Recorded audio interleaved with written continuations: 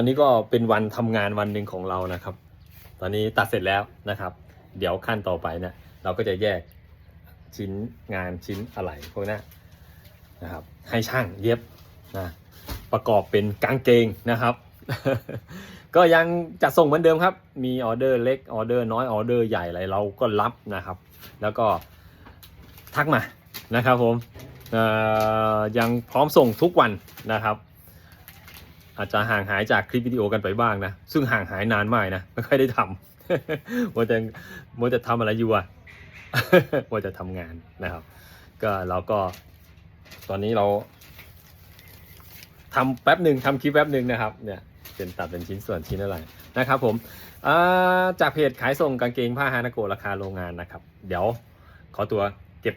อะไรเก็บงานกันก่อนนะครับจะส่งให้ช่างเย็บนะครับบายบายทักมานะมีของพร้อมส่งครับบาย